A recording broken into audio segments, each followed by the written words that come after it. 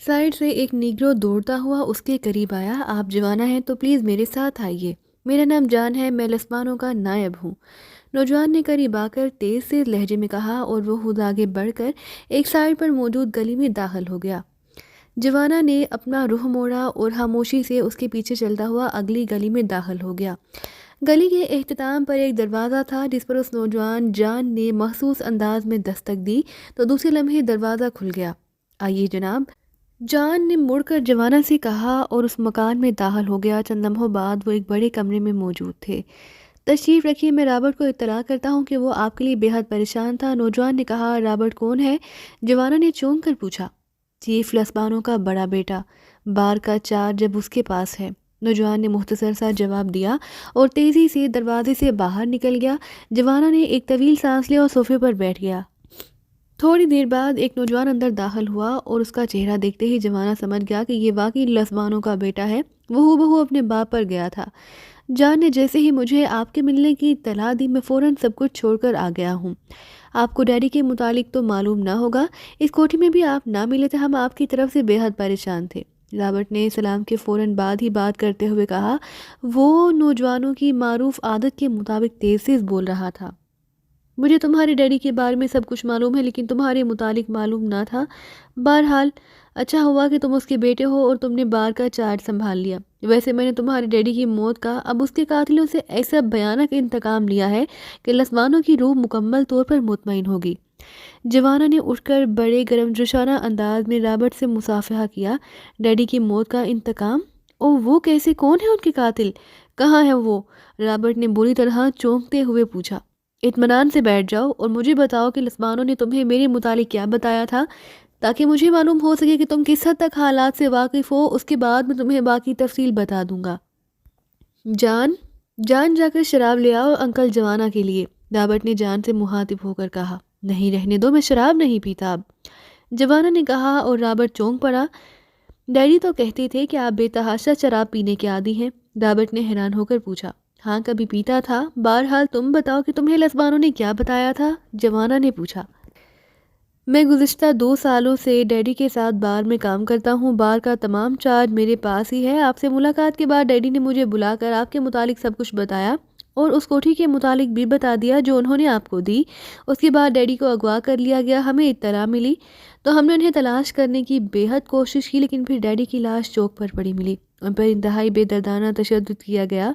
हमें कातिलों का पता ना चल सका तो मुझे आपका ख्याल आया। मैं कोठी गया तो वो खाली पड़ी हुई थी, बाहर ताला भी ना लगा था और मैंने वहाँ आदमी बिठा दिया, लेकिन आप वापस ना पहुँचे। फिर अचानक मुझे जान ने आपके आने की इत्तला दी और अब कह रहे हैं आप कि आपने डैडी के कातिलों से इंतकाम ले लिया है, रॉबर्ट ने कहा। सुनो रॉबर्ट, तुम्हारे डैडी को मेरी वजह से अगवा किया गया। यहाँ एक खुफिया तंजीम काम कर रही है जिसका नाम मोजिड है। मैं उस मोजिड के हेडक्वार्टर की तलाश में आया था। मुझे मालूम हुआ कि उसकी सरबराह कोई औरत मादाम फ्याटी है। मोजिड के आदमी शहर में आने वाले हर अजनबी की निगरानी कर रहे थे, लेकिन जब मैं तुम्हारे डैडी से आकर बार में मिला तो उनका शक दूर हो गया। वो मुझे आम आदमी समझे और मैं तुम्हारे डैडी से मिलकर वापस चला गया। लेकिन जब उनके चीफ आंद्रे को मेरे मुतालिक रिपोर्ट दी गई तो वो मशकूक हो गया। मैं चूँकि उनकी नज़रों से ओझल हो चुका था, इसलिए उन्होंने तुम्हारे डैडी को अगवा किया, फिर उस पर इंतहाई बेरहमाना तशद्दुद करके मेरे मुतालिक मालूमात हासिल की। उसके नतीजे में तुम्हारे डैडी की मौत वाक़ई हो गई। मैं इस सारी बात से बेखबर कोठी में मौजूद था कि वहाँ गैस बम फायर करके मुझे बेहोश किया गया। फिर मुझे उन्होंने अपने एक अड्डे में कैद करके जंजीरों से जकड़ दिया गया। जब मुझे होश आया तो मुझे तुम्हारे डैडी के मुतालिक बताया गया, जिस पर मैं हकीकतन गुस्से से पागल हो गया। मैंने वो जंजीरें तोड़ डाली, फिर उस अड्डे में मौजूद अफराद पर क़यामत बनकर टूट पड़ा। वहाँ मौजूद 8-10 अफराद को मैंने गोलियों से छलनी कर दिया। वहाँ मौजूद उनकी इंतहाई कीमती मशीनरी मैंने तहस नहस कर दी। इस दौरान उनका चीफ आंद्रे वहाँ पहुँच गया और फिर मैंने आंद्रे को पकड़कर कुर्सी से बांधा। उसके बाद मैंने हंजर से उसके जिस्म की एक एक बोटी कर डाली। मैंने उसे ऐसी इबरतनाक मौत मारा है कि उसकी रूह भी सदियों तक बुलबुलाती रहेगी। इस तरह मैंने लस्बानों का अपने दोस्त की मौत का भरपूर इंतकाम ले लिया। अब मैं तुम्हारी बार में आ रहा था ताकि लस्बानों के बारे में यहाँ के हालात मालूम करूँ कि जान मुझसे टकरा गया। वो मुझे यहाँ ले आया, जवानों ने उसे तफसील बताते हुए कहा और रॉबर्ट का चेहरा बेइख्तियार खिल उठा। ओ अंकल, आप वाकई ग्रेट है। आपने डैडी का इंतकाम लेकर हम सबको और डैडी की रूह को मुतमईन कर दिया है। آپ واقعی اچھے دوست ہیں، میں آپ کا شکر گزار ہوں، کیونکہ شاید میں ڈیڈی کی موت کا اس طرح ان قاتلوں سے انتقام نہ لے سکتا جس طرح آپ نے لیا ہے۔ لیکن انکل، آپ کو مادام فیاٹی سے کیا کام ہے؟ مجھے بتائیں، میں ان کے متعلق ڈیڈی سے زیادہ جانتا ہوں۔ رابرٹ نے مسرت بھرے لہجے میں کہا تو جوانا چونک پڑا۔ تم اس کے متعلق کیسے جانتے ہو؟ جوانا نے حیران ہو کر پوچھا۔ میرا ایک بہترین دوست اس کے پاس ملازم ہے اور میں اکثر اس سے ملنے جاتا رہتا ہوں، رابرٹ نے جواب دیا۔ کہاں؟ کیا اس کے مینشن میں؟ جوانا نے پوچھا۔ نہیں انکل، فیاٹی فارسٹ میں کلنٹن کے قریب ایک بہت بڑا جنگل ہے جسے فیاٹی فارسٹ کہتے ہیں۔ وہ مادام فیاٹی کی ملکیت ہے۔ اس سے گرد اس نے باقاعدہ چار دیواری بنا رکھی ہے، اندر حفاظت کی غرض سے پوری فوج بھرتی کر رکھی ہے۔ میرا دوست وہاں چیف گارڈ ہے۔ میرا دوست اینتھونی بتاتا ہے کہ اس جنگل میں مادام نے باقاعدہ بڑے بڑے خفیہ تہخانے بنائے ہوئے ہیں اور اسپیشل پاس کے علاوہ وہاں کوئی داخل نہیں ہو سکتا۔ رابرٹ نے اسی طرح تیز تیز لہجے میں بتایا۔ اوہ، اس آندرے نے بھی مجھے کلفٹن اور فیاٹی فارسٹ کے بارے میں بتایا تھا۔ اس کا مطلب ہے کہ وہ سچ بول رہا تھا۔ بہرحال میں نے یہ معلوم کرنا تھا کہ میں نے اپنے ماسٹر کو تمہارے ڈیڈی کا پتہ دیا ہوا تھا، انہوں نے آنا تھا۔ جوانا نے پوچھا۔ او، آپ کا مطلب علی عمران سے تو نہیں؟ رابرٹ نے کہا تو جوانا بے اختیار اچھل کر کھڑا ہو گیا۔ او تو ماسٹر پہنچ گیا، کدھر ہے وہ؟ جوانا نے چونک کر پوچھا۔ انہوں نے فون کیا تھا، وہ آپ کے متعلق پوچھ رہے تھے۔ میں نے انہیں ساری بات بتا دی کہ آپ کوٹھی سے غائب ہے اور ڈیڈی کو ہلاک کر دیا گیا ہے، تو انہوں نے کہا اب جیسے ہی رابطہ کریں وہ ان سے بات کر لیں۔ انہوں نے ایک فون نمبر بھی دیا ہے، میں آپ کی بات کراؤں؟ رابرٹ نے عادت کے مطابق تیز لہجے میں بات کرتے ہوئے کہا۔ او ہاں، جلدی کرو، میری بات کراؤ، جوانا نے کہا۔ میں وائرلیس فون پیس لے آتا ہوں، رابرٹ نے اس بات میں سر ہلاتے ہوئے کہا اور تیزی سے دروازے کی طرف بڑھ گیا۔ عمران سے رابطے کا معلوم کر کے جوانا کے چہرے پر بھی اب گہرے اطمینان کے تاثرات ابھر آئے تھے۔ مادام فیاٹی کے چہرے پر مسرت کے تاثرات نمایاں تھے۔ وہ تیزی سے راہداری میں سے گزرتی ہوئی آگے بڑھی چلی جا رہی تھی کہ اچانک ایک نوجوان باہر نکلا۔ اس نے رکوع کے بل جھک کر سلام کیا تو مادام فیاٹی بے احتیاط ہٹک کر رک گئی۔ کیا بات ہے؟ مادام فیاٹی نے پوچھا۔ سر، آپ سے فوری ملاقات چاہتے ہیں مادام۔ او، اس وقت ڈیڈی کو فوری ملاقات کی کیا ضرورت پڑ گئی؟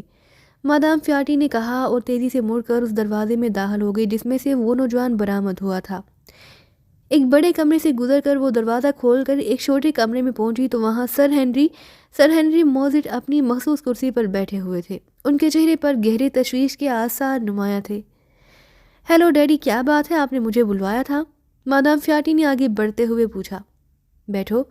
مجھے معلوم ہوا ہے کہ تم آندرے کی کال پر اسپیشل اڈے پر جا رہی ہو، لیکن میں چاہتا ہوں کہ تم پہلے میری بات غور سے سن لو، لارڈ ہنری نے انتہائی سنجیدہ لہجے میں کہا۔ آپ کو اس بات کی کیسے اطلاع مل گئی ڈیڈی؟ مادام فیاٹی نے ایک کرسی پر بیٹھتے ہوئے حیرت بھرے لہجے میں کہا۔ فیاٹی، تم ابھی نوجوان ہو، جبکہ میں نے دھوپ میں بال سفید نہیں کیے۔ جب سے تم نے مجھے اپنے پلان کے متعلق بتایا ہے اور ساتھ یہ بھی کہ پاکیزہ سیکرٹ سروس تمہارے آدمی جیفرسن سے تمہارے متعلق معلومات حاصل کر چکی ہے، میں بے حد پریشان ہو گیا تھا، کیونکہ میرا تعلق بھی کافی عرصے سے ایکریمیا کی ایک خفیہ ایجنسی سے رہا ہے اور میں پاکیزہ سیکرٹ سروس کے نام اور کارکردگی سے کسی حد تک واقف تھا۔ بہرحال میں نے فوری طور پر ایک معلومات مہیا کرنے والی ایجنسی سے اس کے متعلق تازہ ترین معلومات حاصل کی تو میرا خدشہ یقین میں بدل گیا۔ وہ علی عمران اور پاکیزہ سیکرٹ سروس اس وقت پورے جوبن پر ہے، اور اگر وہ تمہاری تنظیم کی راہ تلاش کر چکے ہیں تو پھر تمہیں اپنا ہر قدم انتہائی پھونک پھونک کر رکھنا ہوگا۔ میں یہ نہیں کہتا کہ تم اپنا یہ عظیم منصوبہ ترک کر دو، یہ یہودیوں کے نقطۂ نظر سے ایک شاندار منصوبہ ہے اور ہر صورت میں مکمل ہو جانا چاہیے، لیکن بہرحال تمہیں اس علی عمران اور پاکیزہ سیکرٹ سروس سے بچ کر رہنا چاہیے، تاکہ کہیں ایسا نہ ہو کہ منصوبہ مکمل کرتے کرتے تم اپنی جان بھی گنوا بیٹھو۔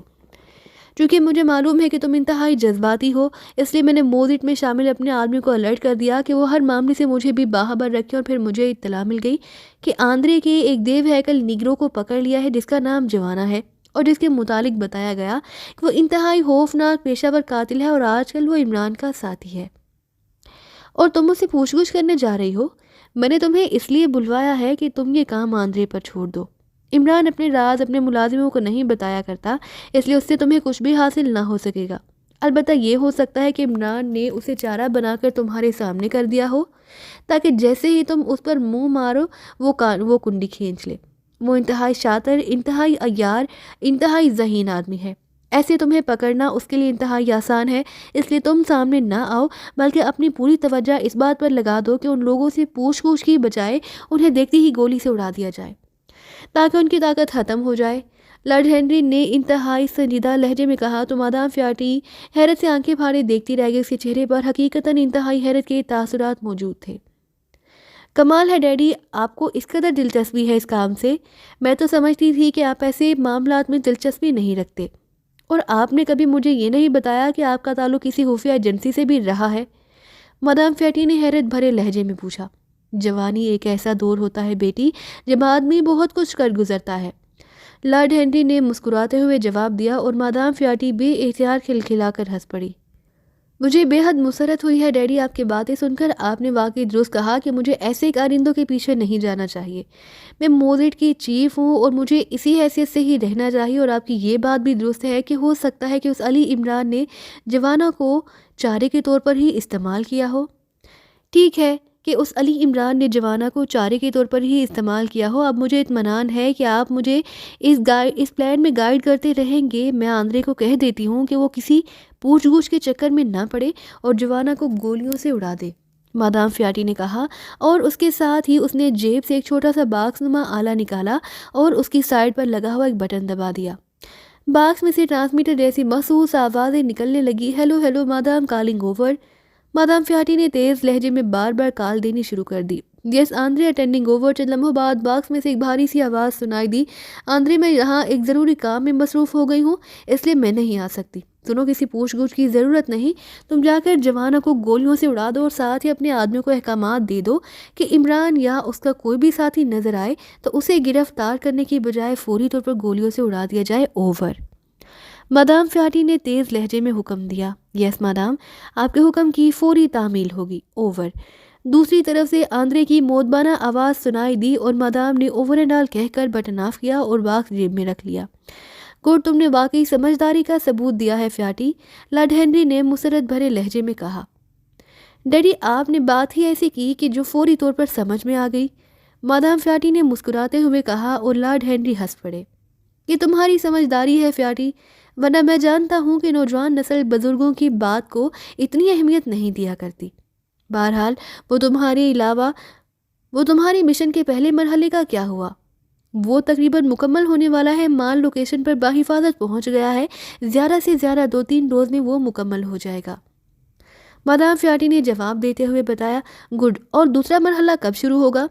ڈیڈی، میرا خیال ہے کہ اس کے ابتدائی نتائج سامنے آنے کے بعد دوسرا مرحلہ شروع کیا جائے، تاکہ اگر کوئی کمی جہاں رہ جائے تو اسے فوری طور پر پورا کیا جا سکے۔ اور ویسے بھی یہ لانگ پلان ہے اور ہمیں کوئی جلدی بھی نہیں، فیاٹی نے کہا، اور لارڈ ہنری نے اس بات میں سر ہلا دیا۔ اوکے ڈیڈی، اب مجھے اجازت دیجیے، میں اب واپس اپنے دفتر جا کر کچھ کام نمٹا لوں، مادام فیاٹی نے اٹھتے ہوئے کہا، اور لارڈ ہنری کے اس بات میں سر ہلانے پر وہ مڑی اور تیز تیز قدم اٹھاتی واپس اس راہداری میں پہنچی اور پھر آگے جانے کی بجائے واپس مڑ کر اپنے دفتر کی طرف بڑھ گئی۔ دفتر میں بیٹھ کر اس نے فارسٹ ہیڈ کوارٹر کے حفاظ سے اقدامات کو سخت کرنے کے بارے میں تفصیلی احکامات دیے، اور اس کام سے فارغ ہو کر وہ آرام کرنے کے لیے اپنے مخصوص کمرے میں چلی گئی، جہاں اس نے VCR پر ایک رومانٹک فلم لگائی اور بیڈ پر لیٹ کر فلم دیکھنے میں مصروف ہو گئی۔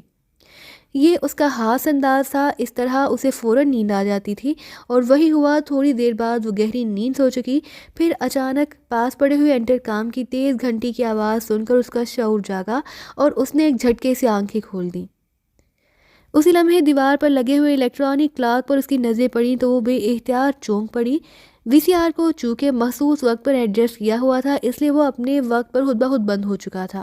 وہ 3 گھنٹے گزر گئے، مادام نے بے اختیار انگڑائی لیتے ہوئے کہا، اور اٹھ کر بیٹھ گئی۔ انٹرکام کی گھنٹی وقفے وقفے سے مسلسل بج رہی تھی۔ اس نے ہاتھ بڑھا کر ریسیور اٹھا لیا۔ یس، اس نے نیند کے خمار سے بھرے ہوئے لہجے میں کہا۔ جانسن بول رہا ہوں مادام، ایک بری خبر ہے، دوسری طرف سے ہچکچاتے ہوئے انداز میں کہا گیا۔ بری خبر؟ کیا مطلب؟ کون سی خبر؟ مادام نے بری طرح چونکتے ہوئے پوچھا۔ اس کے چہرے پر شدید ترین حیرت تھی۔ مادام، آندرے مارا گیا، اور T3 میں ہر طرف لاشیں ہی لاشیں بکھری ہوئی ہے۔ T3 کے تہخانے میں موجود تمام مشینری بھی تباہ کر دی گئی ہے، دوسری طرف سے کہا گیا، اور مادام کو یوں محسوس ہوا جیسے جانسن لفظ نہ بول رہا ہو بلکہ اسے کانوں میں پگھلا ہوا سیسا اتار رہا ہو۔ کیا تم پاگل ہو گئے ہو یا نشے میں ہو؟ یہ کیا بکواس کر رہے ہو؟ مادام نے یکلا تھلک کے بل چیختے ہوئے پوچھا۔ میں درست کہہ رہا ہوں مادام۔ آندرے کی لاش یہاں ہیڈ کوارٹر لائی جا رہی ہے اور آندرے کا نائب چیک لاش لے کر خود آپ سے ملنے آ رہا ہے تاکہ آپ کو پوری تفصیل بتا سکے۔ او ویری بیڈ، یہ سب کچھ کیسے ہو گیا؟ اسے A1 میں ٹھہراؤ اور پوری طرح چیکنگ کر کے اسے A1 میں داخلے کی اجازت دینا۔ ایسا نہ ہو کہ یہ بھی ہمارے خلاف کوئی سازش ہو، اور جب پوری طرح چیکنگ ہو جائے تو پھر مجھے اطلاع دینا، مادام فیاٹی نے چیختے ہوئے کہا۔ پھر دوسری طرف سے کوئی جواب سنے بغیر اس نے ریسیور کیبل پر پٹخ دیا۔ یہ سب کیسے ہو گیا؟ کس نے کیا؟ کیا وہ جوانا؟ مگر وہ تو بے ہوش تھا، بندھا ہوا تھا۔ کیا عمران نے حملہ کیا؟ آخر یہ سب کیسے ہو گیا؟ او ڈیڈی، اگر آپ بر وقت مجھے نہ روک لیتے تو آندرے کے ساتھ ساتھ میں بھی ماری جاتی۔ ویری بیڈ، یہ لوگ واقعی انتہائی خطرناک ہیں۔ اب مجھے ہوشیار ہونا پڑے گا، مادام فیاٹی نے خود کلامی کے انداز میں بڑبڑاتے ہوئے کہا۔ پھر وہ بیڈ سے اٹھے اور ڈریسنگ روم کی طرف بڑھی۔ اس کے چہرے پر شدید ترین پریشانی کے تاثرات نمایاں تھے۔ تنویر، صفدر اور کیپٹن شیل جولیا کے ساتھ عمران کمرے میں بیٹھا ہوا چائے پینے میں مصروف تھا۔ عمران کی کال پر بلیک زیرو نے ان چاروں کو والنگٹن فوری طور پر بھجوا دیا۔ عمران نے ان کا استقبال ایئرپورٹ پر کیا۔ پھر وہ اس کوٹھی میں آ گئے تھے جو جوانا نے کسی پراپرٹی ڈیلر سے حاصل کی تھی۔ وہ سب اپنی اصل شکلوں میں تھے۔ چیف نے بتایا ہے کہ تم پہلے جوانا کے ساتھ گئے تھے، مگر یہاں جوانا نظر نہیں آ رہا۔ جولیا نے چائے کا آخری گھونٹ لیتے ہوئے پوچھا۔ اسے میں نے ابتدائی انتظامات کرنے کے لیے بھیج دیا تاکہ جب بارات پہنچے تو وہاں سارے انتظامات مکمل ہو چکے ہوں۔ تمہیں شاید دلہا بیچارے کے دل کا حال معلوم نہیں، اور ہو بھی کیسے سکتا ہے؟ اس کے لیے تو دلہن کے گھر پہنچ کر ایک لمحہ گزارنا بے حد مشکل ہو جاتا ہے۔ اس لیے سمجھدار دلہا اپنے شاہ بالا کو انتظامات کے لیے پہلے ہی دلہن کے گھر بھجوا دیتا ہے۔ عمران کی زبان چل پڑی۔ پھر تم نے وہی فضول بات کا خرچہ چلا دیا؟ جولیا کے بولنے سے پہلے تنویر نے آنکھیں نکالتے ہوئے کہا۔ تمہارے لیے یہ واقعی فضول بات ہوگی کیونکہ انگور کمواروں کے لیے ہمیشہ کھٹے ہی ہوتے ہیں، عمران نے منہ بناتے ہوئے جواب دیا۔ تو تم شادی کرنے کے لیے آئے ہو کیا؟ کیا ضرورت تھی اتنی تکلیف کرنے کی؟ وہاں پاکیزہ میں کوئی چڑیل نہیں رہتی کیا؟ جولیا نے بھنائے ہوئے لہجے میں کہا۔ ایک کیا کئی رہتی ہوں گی، بلکہ میں نے تو سنا ہے کہ چڑیلوں کی شہزادی بھی وہیں رہتی ہے، لیکن اب کیا کروں، میرے جسم میں ویسے بھی خون کی بے حد کمی ہے۔ اماں بھی جب بھی مجھے دیکھتی ہیں یہی کہتی ہیں کہ میرے جسم میں تو خون کا قطرہ بھی نہیں رہا، اس لیے مجبوراً مجھے مادام فیاٹی تک پہنچنا پڑا۔ میں نے سنا کہ مادام فیاٹی بہت بڑی جاگیردارنی ہے، اور تم جانتی ہو تو آج کل خون کتنا مہنگا ہے۔ ایک بوتل خون کے لیے پوری نوٹوں کی بوری چاہیے، عمران نے منہ بناتے ہوئے بتایا۔ مادام فیاٹی یہ کون ہے؟ جولیا نے حیران ہو کر پوچھا۔ سر ہنری موزٹ کی اکلوتی بیٹی ہے، جس کی آبائی جاگیر والنگٹن میں تھی، لیکن اس نے یہاں سے جاگیر بیچ کر مشیگن ریاست میں اس سے بھی بڑی جاگیر خرید لی، اور فیاٹی اس کی اکلوتی بیٹی ہے۔ پھر نام دیکھو، فیاٹی، واہ کیسا فدا ہو جانے والا نام ہے، عمران نے چٹھارے لے کر کہنا شروع کر دیا۔ عمران صاحب، اگر جوانا آپ سے پہلے فدا ہو گیا تو پھر؟ صفدر نے پوچھا۔ ارے او واقعی، اس کا تو مجھے خیال بھی نہ آیا۔ ایسا نہ ہو کہ میں بیٹھا فدا ہوتا رہ جاؤں اور جوانا فدوی بن کر سینہ پھیلائے واپس آ جائے، عمران نے بڑے تشویش بھرے لہجے میں کہا۔ پھر اس سے پہلے کہ کوئی کچھ بولتا، عمران نے پاس پڑے ہوئے فون کا ریسیور اٹھایا اور تیزی سے نمبر ڈائل کرنے شروع کر دیے۔ یس فیلڈ بار، دوسری طرف سے ایک رخت سی آواز سنائی دی۔ لسبانو صاحب سے بات کراؤ، میں ویلنگٹن سے پرنس آف ڈھم بول رہا ہوں، انہیں میرا ریفرنس جوانا نے دیا ہوگا، عمران نے سنجیدہ لہجے میں کہا۔ فون میں لاؤڈر کی وجہ سے سارے ساتھی دوسری طرف سے آنے والی آواز بخوبی سن رہے تھے۔ او چیف لسبانو کو تو ہلاک کر دیا گیا ہے، ان کی بیٹی رابرٹ ہیں، ان سے بات کراتا ہوں، دوسری طرف سے کہا گیا تو عمران بے اختیار چونک پڑا۔ اس کے چہرے پر تشویش کے تاثرات نمودار ہو گئے۔ ہیلو، میں رابرٹ بول رہا ہوں، لسبانو کا بیٹا۔ چند لمحوں بعد ایک نوجوان کی آواز سنائی دی۔